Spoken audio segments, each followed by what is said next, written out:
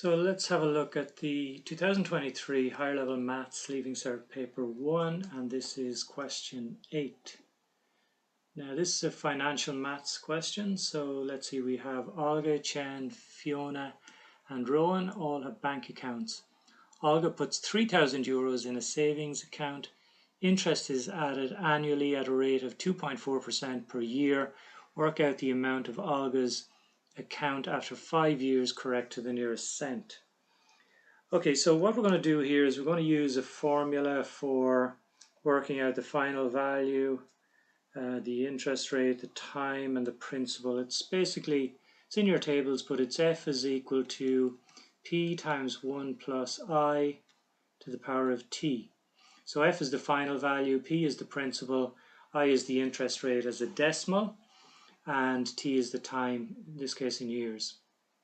So we want to work out how much Olga will have in her account in 5 years' time. So that's a final value. So we're looking for f here. So all we've got to do is put in 3,000. 1 plus the interest rate here is 2.4%, so that's 0.024, and she's leaving it in for 5 years. Okay, so when you work that out, you get 3377.70 euros, and that is to the nearest cent. Okay, and that was fairly straightforward. Just write down the formula, stick in the values, work it out. Okay, so let's have a look at B. Now I've written this one out because just to save some time really. So let's see, explain what is meant by the present value of a payment of 1,000 euros in 1 year's time at a particular interest rate.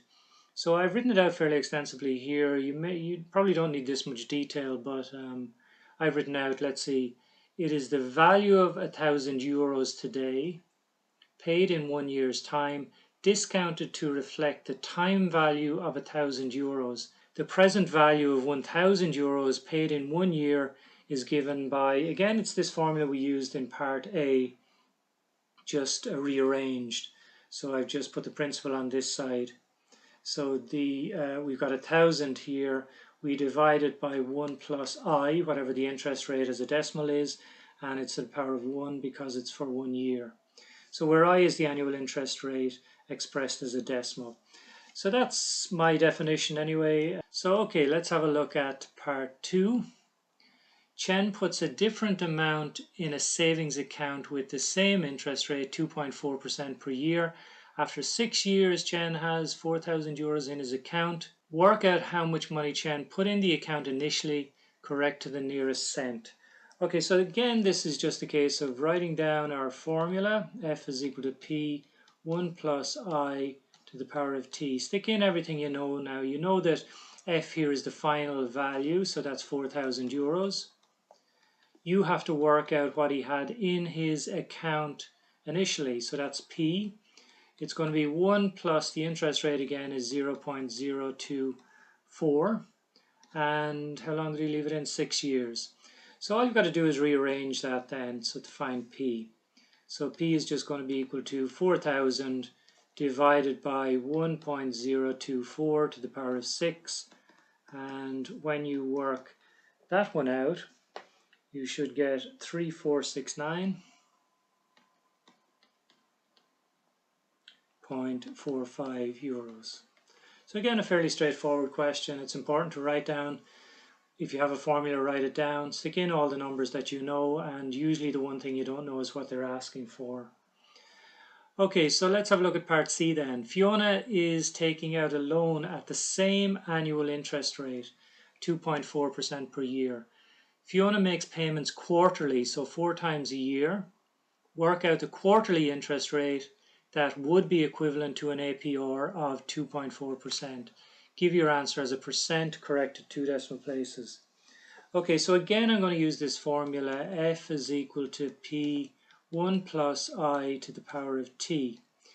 Now we want not an annual rate here, we want a quarterly rate. So we've got to work out what I is going to be when T is 4 here.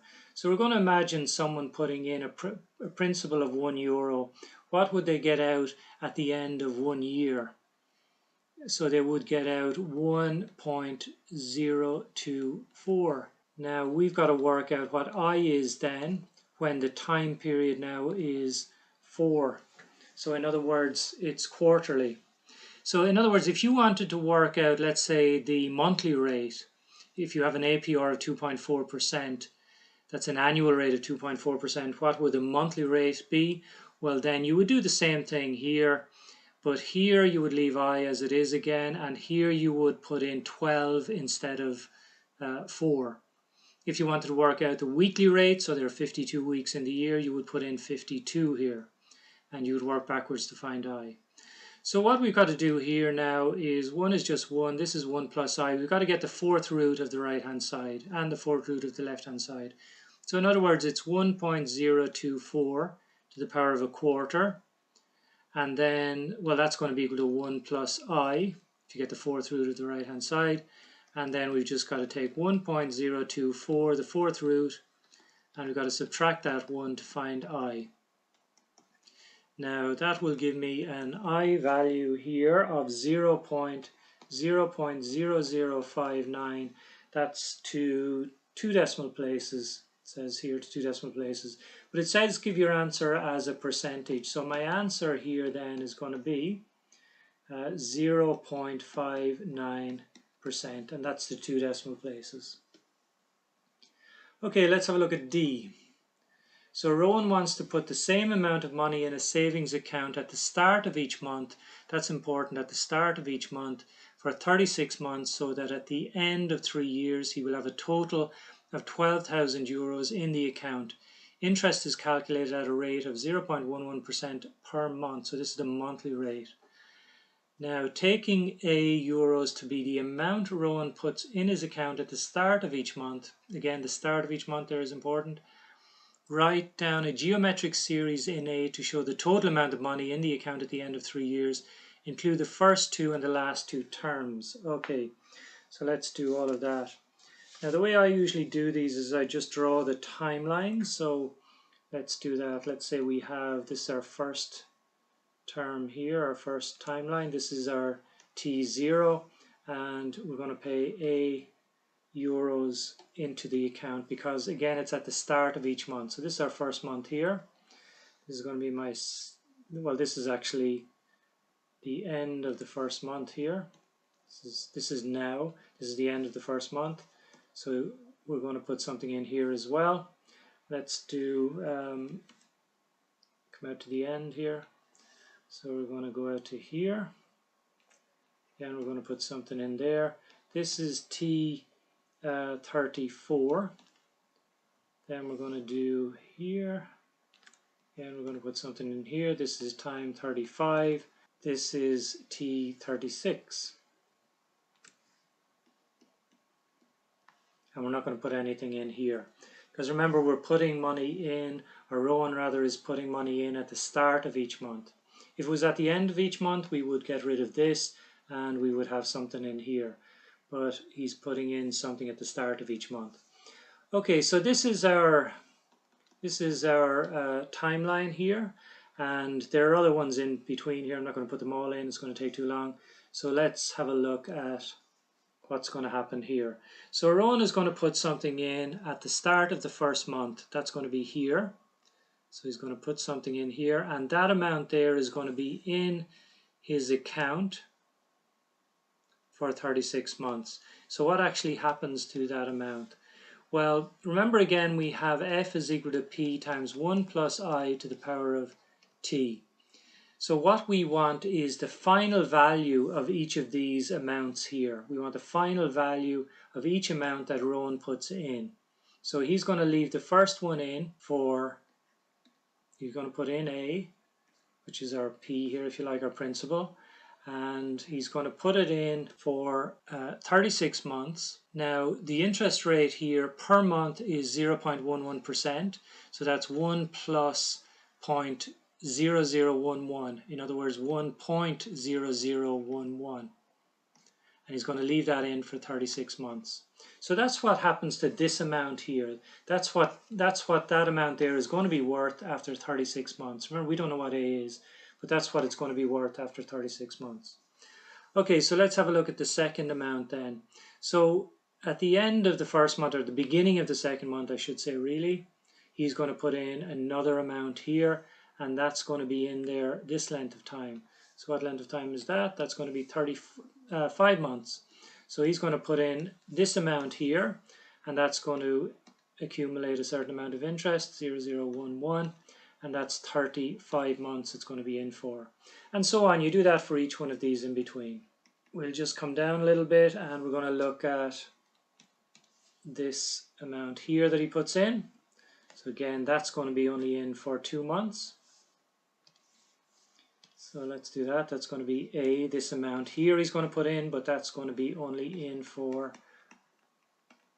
2 months. So finally he's going to put in an amount here, this amount here, and that's going to be in for just 1 month. So that will accumulate interest again, but only 1 month here. So this is our geometric series here really, and all of that needs to add up to 12,000 euros. Okay, so let's just write that out then. So we now know that 12,000 euros has to be equal to A times, I'm going to start at the end here with the lowest power, 1.0011 to the power of 1 plus A times 1.0011 to the power of 2 plus all the way out here to plus A times 1.0011 to the power of 35, I think it was, and 36. Yeah, so 35 and 36. So plus A times 1.0011 to the power of 36. Now we can just factorize out that A. I presume in the next question, yeah, they're going to ask us to work out what A is. So what you would do is just factorize out that A. It makes calculations a bit simpler.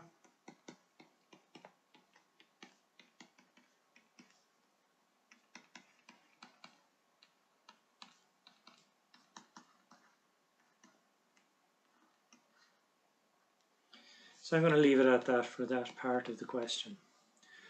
Okay, so in the next part then, part 2, it just says, hence find the value of A that will give a total of 12,000 euros in the account after 3 years. Give your answer correct to the nearest cent. So I'm going to take this here, which is 12,000 euros equals A times. Now this is a geometric series. This here is a geometric series.